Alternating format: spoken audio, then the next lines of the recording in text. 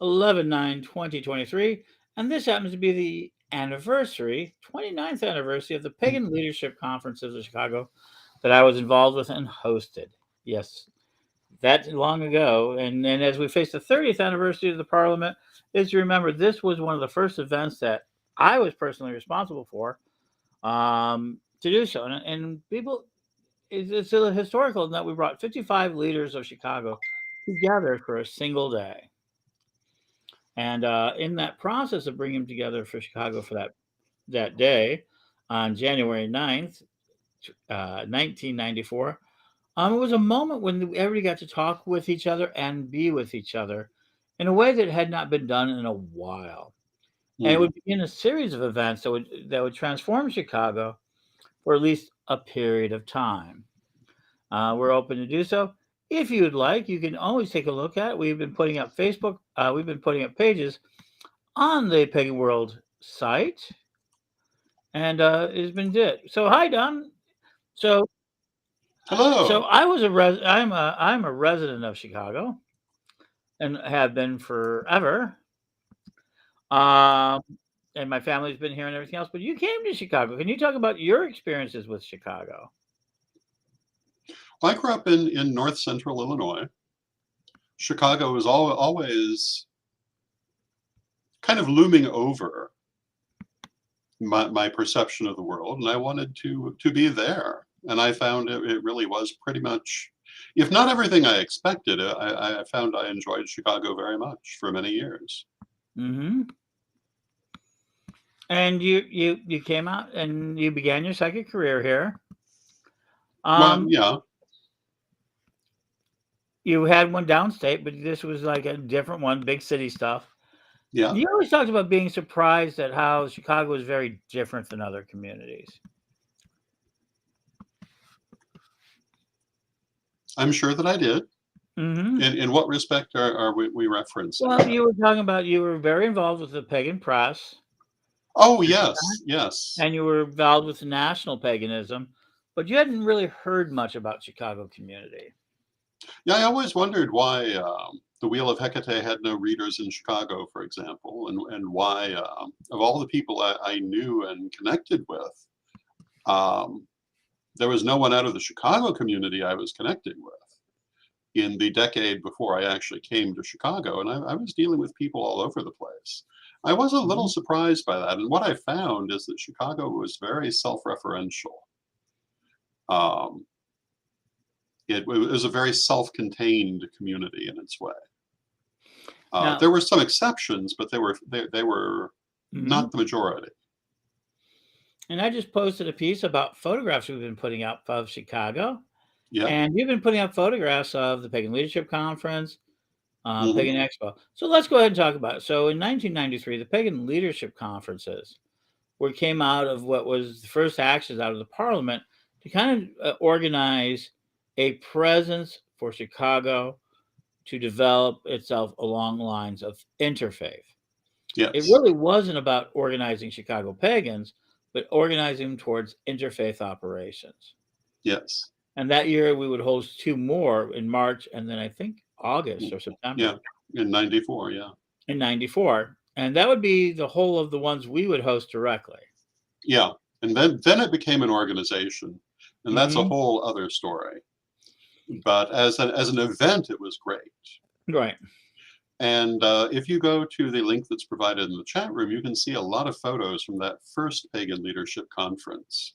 Hmm. There are not an equal number of photos from any of the subsequent ones, but from that first one, there's quite a suite of photos. They're black and white, and boy, was it nostalgic to be posting them and thinking of all the people that we used to know Hmm. um, back in those days.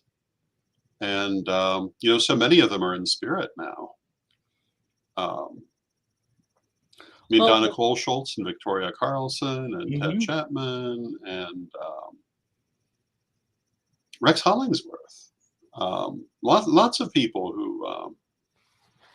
who in my mind are still 30 years ago, but I know they're no longer on this plane. Absolutely. And, and I guess I get that from people. I mean, that's kind of where the argument is. Hmm. And we're living in multiple screens. So let's talk about in pagan leadership. So the '90s. Let's specifically talk about the '90s, Hmm. and because this is the time I think was very important because it was pre-internet or it's just the beginning of the internet.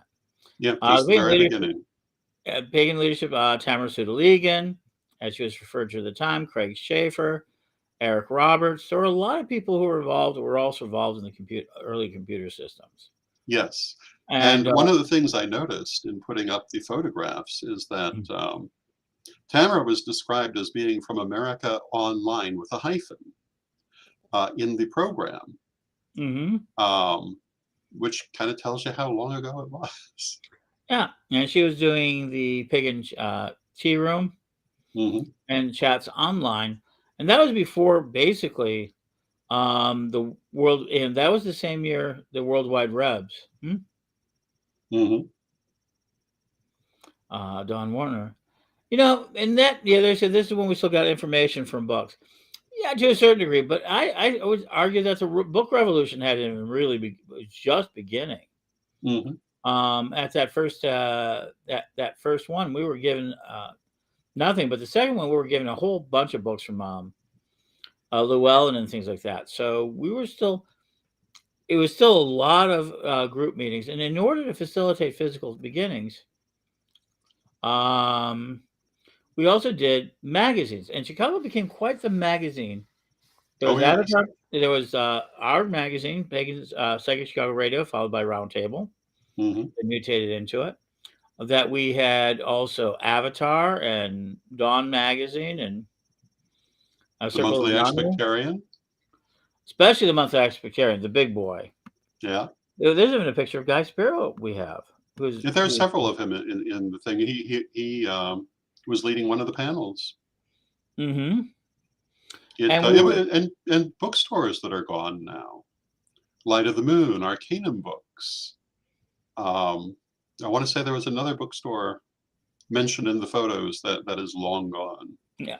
Well, at that time, Chicago in the '90s had like 14 stores at one point. Yes, it did. And so this was like the really big burst, and the internet was starting to come in, but wouldn't become in a big way. Hmm. Um, we would start to do things, but we would, in those couple of years, we would use computers more for creating magazines. We were still Yes. very into physicality. Uh, and then you would move into we would be seeing things like there were a lot of public rituals, Yes. Tremendous moonbeam. number of public rituals. There was Teresa Lynch, I believe, Teresa moonbeam, Lynch from Moonbeats. and Matt, Hmm. who's still there with the Order of Phoenix. Um, yeah. And at one Um, time, the Roundtable magazine, we used to have a listing of public temples, and I want to say that at its height, it was over 30 public temples listed in the magazine, oh yeah. which um, was a lot of public temples, but there they were. Mm-hmm. And there were several large conventions every year, Mm-hmm. um, including well at that time, including the initial pagan leadership conferences, including the later pagan expos, including the Fellowship of Isis convention. Well, and most people don't realize is that the pagan pride movement was Hmm. predated by the pagan expo movement. Hmm. Um, and then pagan expo was 98, 99, 2000, I believe 2001. Yeah, I think there were three. It was either 3 or 4 years. I really I actually believe it was 4. right. 'Cause the last one was the Age of Aquarius, the dawning of Aquarius, Hmm. and what they were the same as pagan pride in the sense of the predating them. In the sense of that they were paid for by the merchants. The merchants got to show off their wares. They were free admission, and that we invited the press. Uh, Hmm. and we'll talk about the press in a minute. I think it's a very important distinction because there's a distinction now between then that's dramatically different, I believe. And that is the idea of that. And then we'd have the invite the press and merchants and classes and everything else. Very much. It was held at the Irish. All of them were held at the Irish American Center, Yes, they were. and which has now become a very pricey, very beautiful building that's out a little bit out of my price range right now. I was looking to do something there, and it's gotten a little bit out, but we were there when it was cheap, and we Yeah, took advantage of that.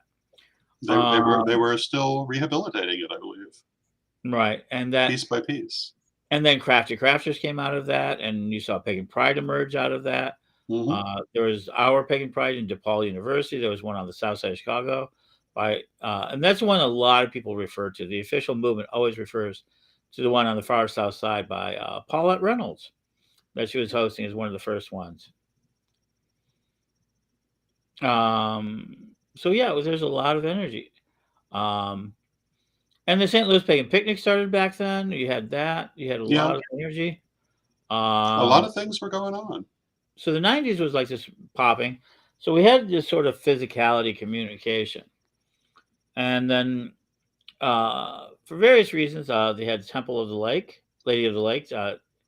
group, which was, I don't know if it was a part of Holy City Temple or, we kind of ran it somewhat separate for other people to join it. But it was The a very, Temple of the Lake at one time was like a part of Holy City, and then later it was a temple in its own right. hmm and that was doing public rituals outdoors. And all of this Mostly at came, mhm, at Foster Avenue Beach on Lake Michigan. yeah, Montrose Harbor, yeah. Yeah, Cricket Hill, yeah, and that sort of thing. And then there was a lot of other events that have now disappeared in Chicago. At the same time, there was also alternative events like the Peace and Music Fest that we would often attend. hmm Pagans found a lot of reasons to meet. Um, yes. the Occult Bookstore, which is now the Occult Society. And I think one of the things I don't think people realize is when the internet came rolling in, uh, we would leave Chicago about 2003. When the internet came rolling in, it kind of didn't help the city of Chicago. I don't think it was as big a help as it was for other communities. You had Witchfox, you had all the Chicago listings, but the magazines died away. A lot of the interactions died away. The magazines died away. A lot of the outdoor festivals. Moonbeats collapsed under its own weight. hmm It had wonderful going, but it eventually would collapse under its own weight. That would move over 500 people at one point at the height of it. They were extraordinarily ambitious in the way they mounted their rituals. Mm-hmm. I mean, they were like full-scale theatrical programs Sure, in and I'm so terms of sorry. the amount of music and choreography. It was gorgeous. It was Yeah, reason. There was a reason why people came. yeah. But we didn't have the structures in place. And so, yeah, so Chicago has got this one history. Now I've been doing recent things, and a lot of people aren't aware that all of this happened. There wasn't really good records kept. hmm I mean, we have probably some of the better records. If anyone has it, it's First Temple of Wicca under Stan Mosrick. They would have, That's true. They may very well have quite mhm. a collection. They should, I would imagine. And if you're looking on any of the Facebook pages or the YouTube, we just put up a link for pictures. And if you have pictures of Chicago, please share them with us. We really are trying to build a better historical record. Hmm. And as I've been announcing to the public right now, we're going to do more movies. But this is really why. Let's go ahead and take a little veer off Chicago and more into what we do, what have done, led, and our traditional has done so. Hello, Melanie. And that is the idea of photography, videography, audio, a lot of the early Yeah. radio. We'll talk about that a bit. But can you explain why? And people make jokes. I remember one person, Phyllis Crott was once in the crowd and asked if anyone was photographing. And one of the people says, "Oh, the Corellians are here." And she meant it tongue in cheek and happy. But the Corellian tradition has really taken on, you've taken on this sort of ideology and spread it in your culture that if you don't have a picture, it's not really there. Can you explain why that you came to that formulation? Oh, I've had an interesting relationship with pictures during my life. My father was someone who photographed constantly. And as a result, I really was not a person who took a lot of photos. Hmm. I thought of it as intrusive and problematic, and so I didn't really do it. And then I got to Chicago, and I found that for a lot of people, the joke "photos or it didn't happen" was exactly how they actually thought. And Hmm. people doubted things I had done because there weren't a ton of photos of them. And I decided I'd better start photographing everything. And that is really a big part of why I started making such a point of photographing. That, and also to help people feel involved, but also to establish the record. I've talked about being in Washington, D.C. when the Helms Bill was defeated. But there's certainly no photo of that. But I kind of wish now that I had one. A lot of other things I did, but from the '90s on, there are photos, and and it's all very well documented. And again, it has two reasons. One is for the future to say, yes, this did happen. It's not arguable. I was talking in the chat room earlier about the Lawrence Museum, which I mean, there are people who think the museum was a fiction because it doesn't have a high profile in terms of its presence in photos and so forth. It absolutely was not a fiction. Um, but a lot of people do claim things did happen that did not. So I understand the desire for the photos, and that's part of the reason that I've made it such a thing. And the other is that in the immediate present, it also helps people feel involved who cannot physically be there. Um, when you post photos of your rituals, when you post photos of events you've attended, other people can vicariously take part. And I think that, well, I've been told by many people that is important to them, that it does help people who are geographically isolated, for example, who have a solitary practice, for example, to feel like they are part of that wider community. So for both of those reasons, I think it's really important. And yeah, Corellians do have the reputation of taking the photos And videos.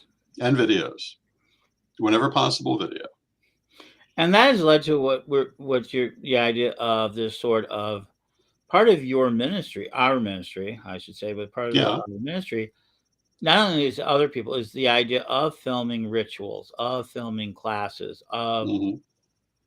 that. In fact, that has been a very strong part of it, and that came out of Chicago. People don't realize witch school started in a kitchen in Chicago. Me, Don, and one of our partners. Yeah. Um, a couple of our partners worked. We worked out of the kitchen, Hmm. The and computer was in the China hutch. yeah, 486 Intel 486. Yeah. And we had to use a modem and everything to build Witch School, and that came out of Chicago, being based on, I think, Chicago sensibilities. I think people don't realize Chicago was very Chicago-centric in the beginning. Yeah. I mean, because we were serving our local that, but overnight it grew into today where it's got ordained ministers in 53 countries, over, have Hmm. affected up to 300,000 lives. We have all sorts of different things. But we've stayed focused on this idea, and it came out of Chicago and this history of Chicago that we were so established. By '98, we were online seriously. Hmm. Absolutely. Um, Well, and on that subject of documenting, the fact that the reason we can be doing this program talking about the photos from the 1994 Pagan Leadership Conference is we took photos I hired a and professional we kept them. photographer. Yeah. Who Hmm. had been one of the photographers at the Parliament, if I recall correctly. That's correct. And that's how you knew her. Hmm. Um, and she did good work. Yeah. Um, so many things. Well, it's like the Temple of Fairywood. I used to work with the Temple of Fairywood in Elgin a great deal. And I would go into Chicago and people didn't have any idea what it was, even though it had been there for a long, long time. Hmm. But for all that they did, I don't know that there's much record that they ever existed because they weren't as big into the photographs and so forth. I think we really need to be mindful not only of helping people to feel connected now, but of what comes after. And will people know what happened?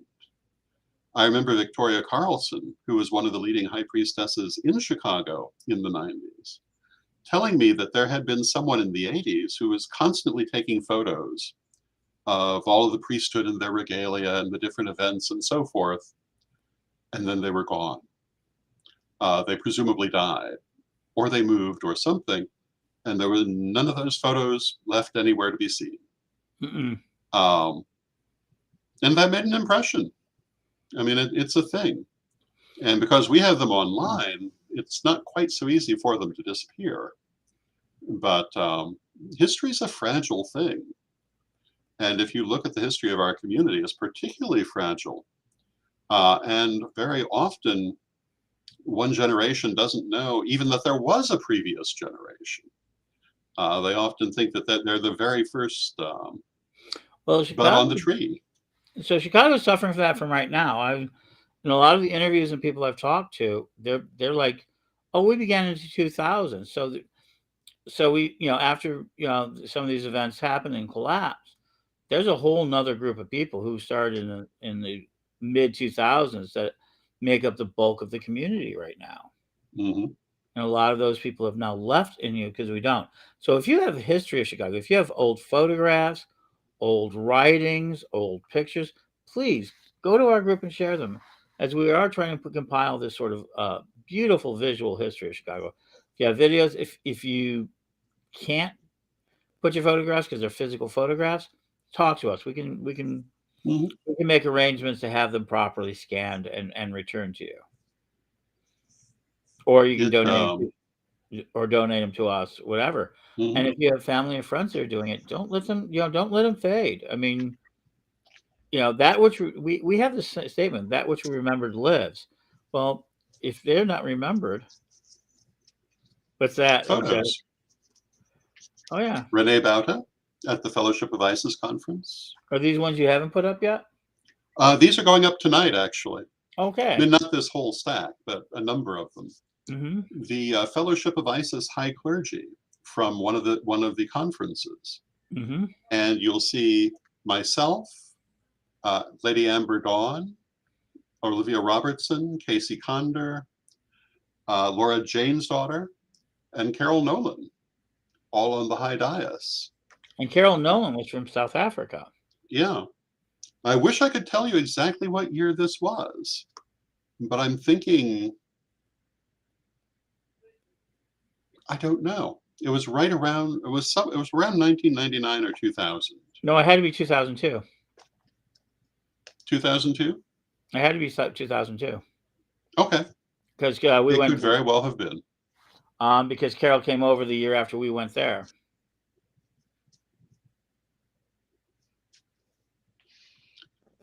Sharon Burney Kozlowskis. Mm-hmm. I'm probably not pronouncing their last name correctly, but yeah. I never called them by it. I just knew them as Sharon Burney. High clergy again from the FOI.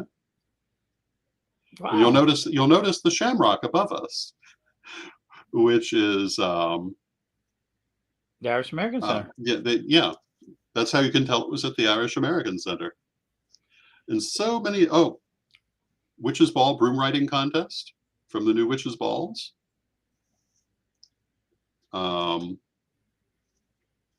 Somewhere in here. Oh, right.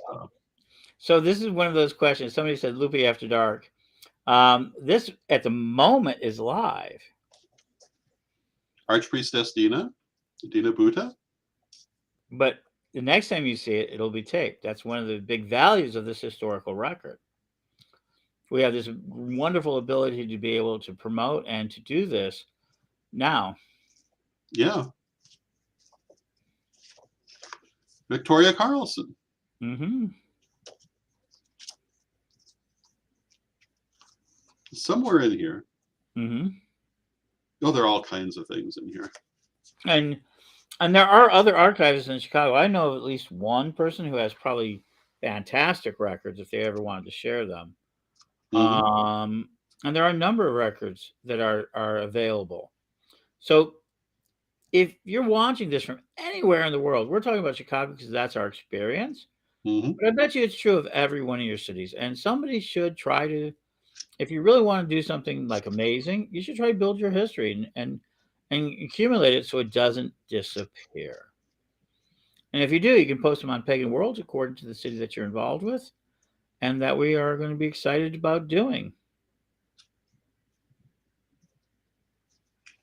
Donna Cole Schultz, Hmm. all kinds of people.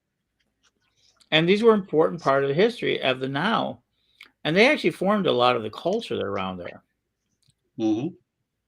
And so, if we so start photographing when you want to, and start recording because we're probably going to be the most photographed generation so far in history. Because we went from, and a lot of this stuff was done on film. Film was expensive, and that now we're using a lot more digital history. This will be recorded on digital tape. This is all pixels. Yeah. And so, yeah, and so this history is valuable for two reasons. The one reason is so that we can share the stories that have existed. Um, and the second reason is we keep saying that that which you remembered lives. Hmm. How much do you want to have people live? How much do you want to have a living story? And that's important too. It is. In our tradition, ancestor worship is very important. And who are the ancestors? Well, we're the ancestors of the next generation or two. That's very true. And so, while we're telling you this now, we really are trying to tell you to go ahead and start saving your pictures. So, let's talk about one more thing that happened. We had magazines out of Chicago. It was something people don't realize. And the beginnings of the Pagan Expo ideology came out of Chicago and then throughout the Midwest. Hmm. We saw the beginnings of those early events that would have led to, I think, one of the most successful events in the pagan world, which is Pagan Pride. That's why we've always been, people have always, why have we always been really involved with Pagan Pride? We feel very kindred to it. Hmm. Now, we're not in the official records, though. Brian did recently said, these guys, were there, but we're not in the official records, and no one has officially recognized it. That was going to need a historian. But if there are no records, there are no historians. Well, You that's know, the we- thing. I mean, however, if we say that what is remembered lives, what is not remembered dies.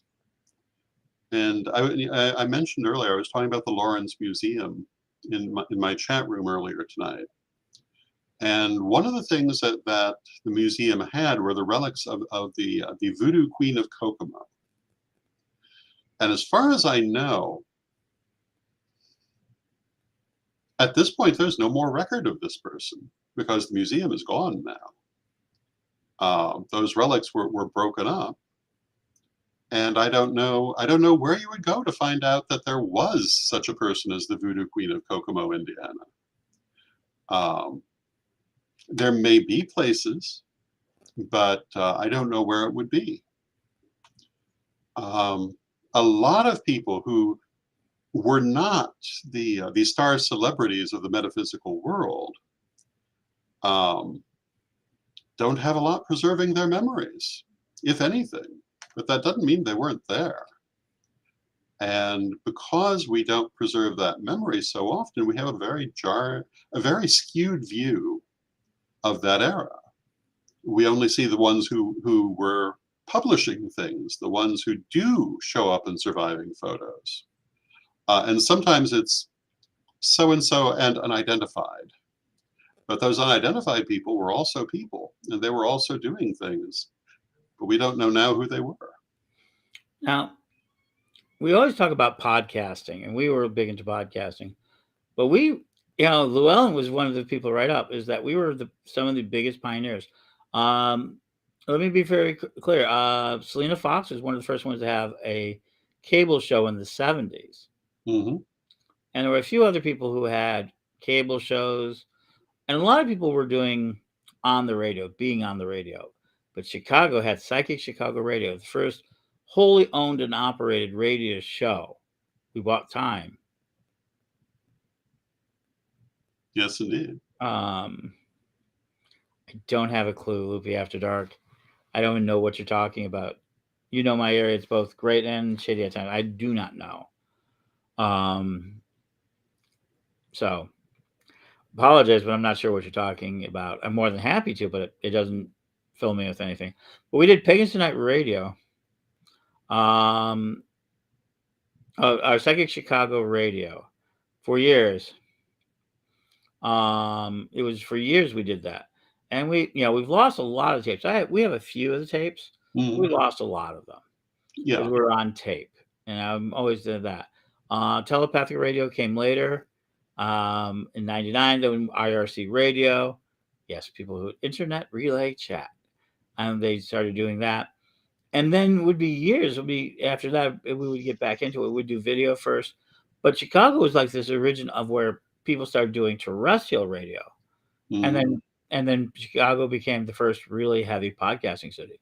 We are the only ones, and I think to this day we're still the only ones who had a 7 day a week talk radio show. Now there are a couple of stations that end up being mostly music, Mhm. which is terrific too. I think that's great.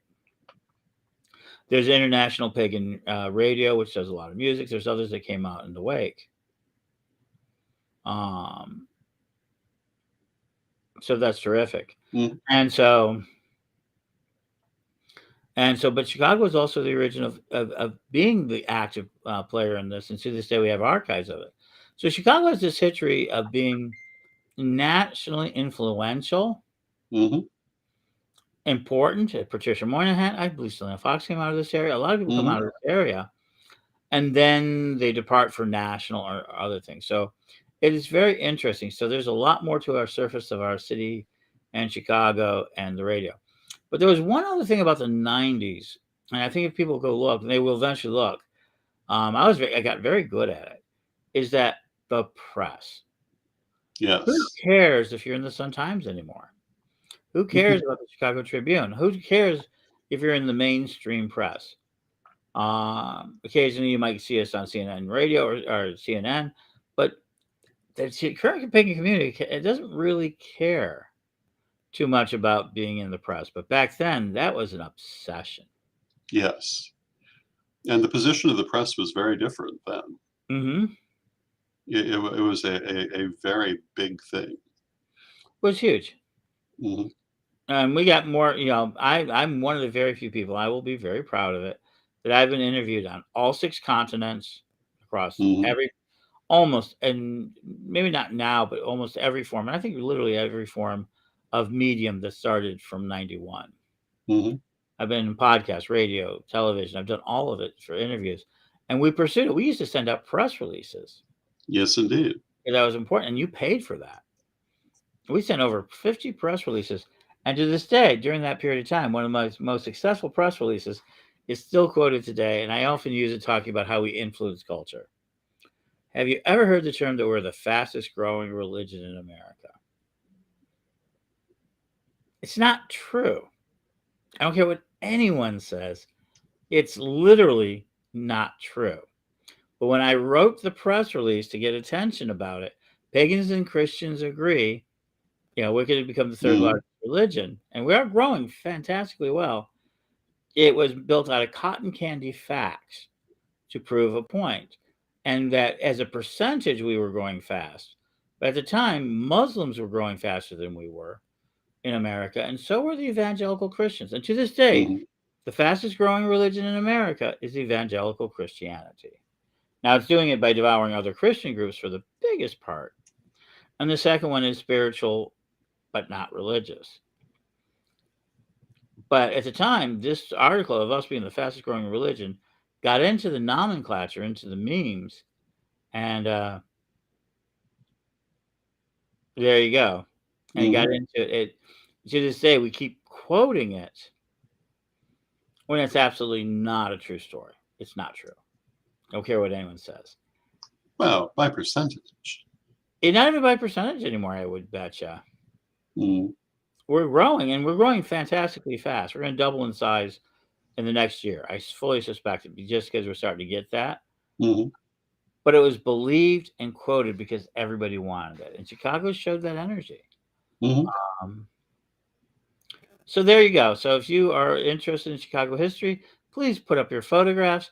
Join us. We will be putting up more of it as part of our Pagan World projects as we kind of cover cities and everything else. If you want to talk about the history of your city, talk to us. Write us at paganworldtv at gmail.com or go to Pagan World or DM us, and we will help you kind of present what you want about your city. I think that is very good. And so I think that's important. Any Yes, other absolutely. any other thoughts?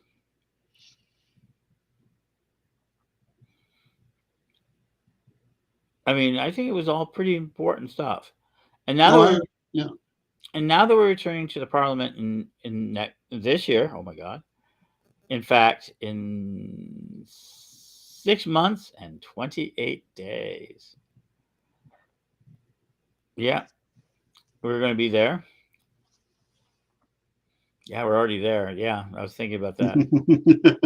Yeah. Um, and that, yeah, I think it'll be important because our history is there,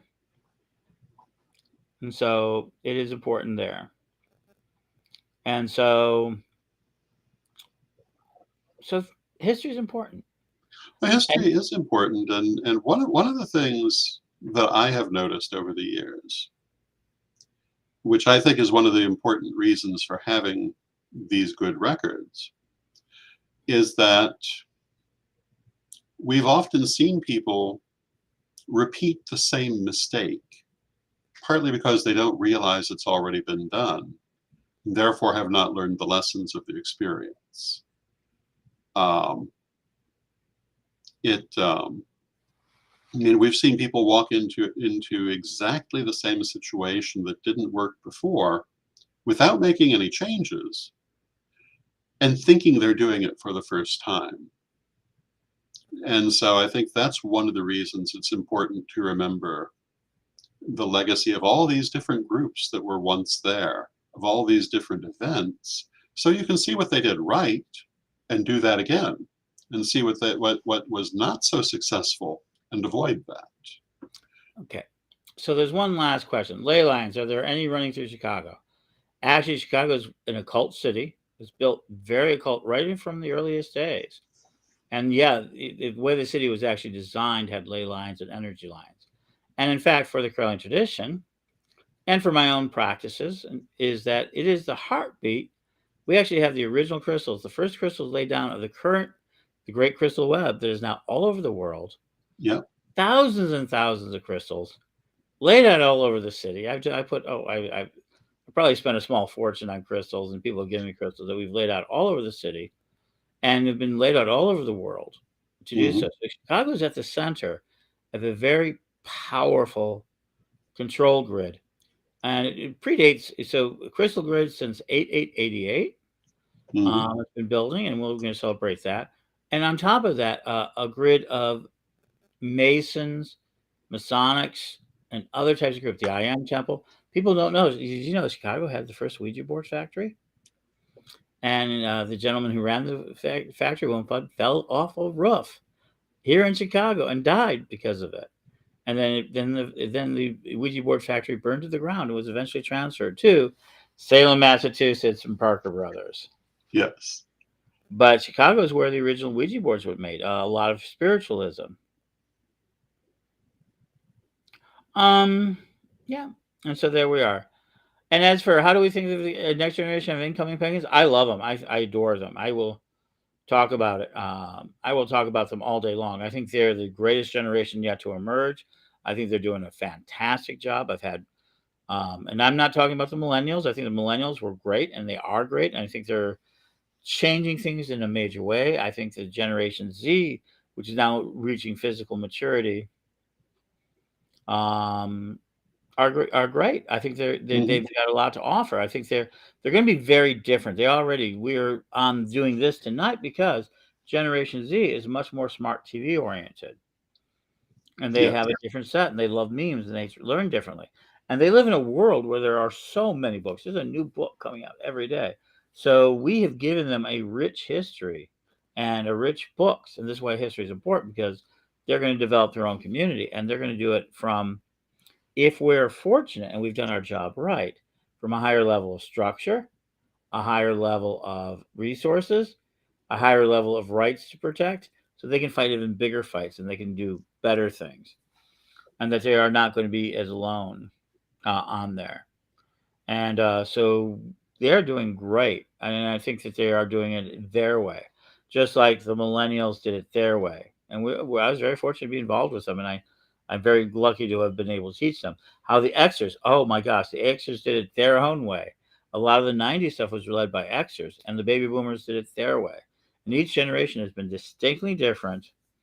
And and I don't think it, other than I think a lot of baby boomers are disdainful and a little bit older, the GIs are a little bit disdainful of the younger community, but I think that they're fantastic. I think they've done a Hmm. really great job.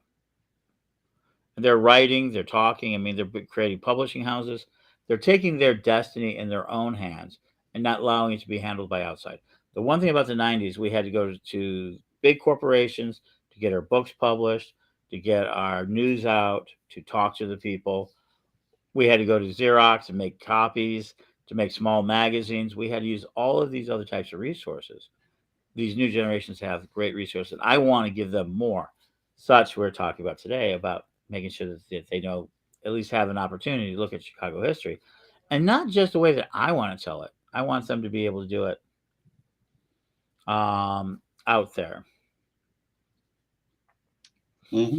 And so then, there's that way. And we have now multi generational pagans and Wiccans that are emerging.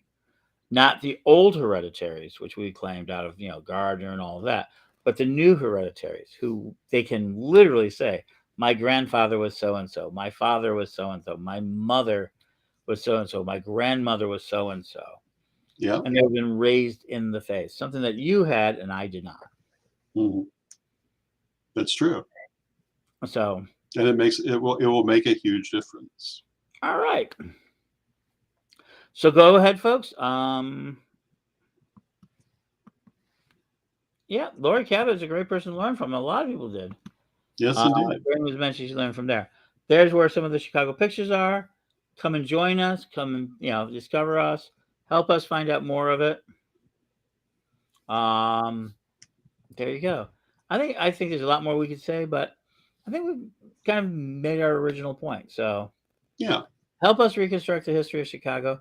Photographs, magazines, anything you've got. Either Xerox, scan them, bring them together, or talk to us about how we can help you with that. So as always, we end with a prayer, and we will leave that to you, Don. Oh, very good.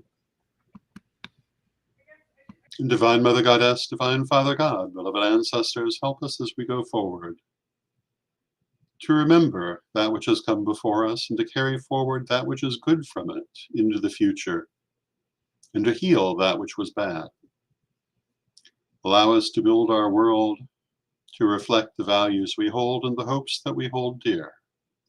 Beloved Mother Goddess, beloved Father God, beloved ancestors, with great love and with respect, we thank you, so mote it be.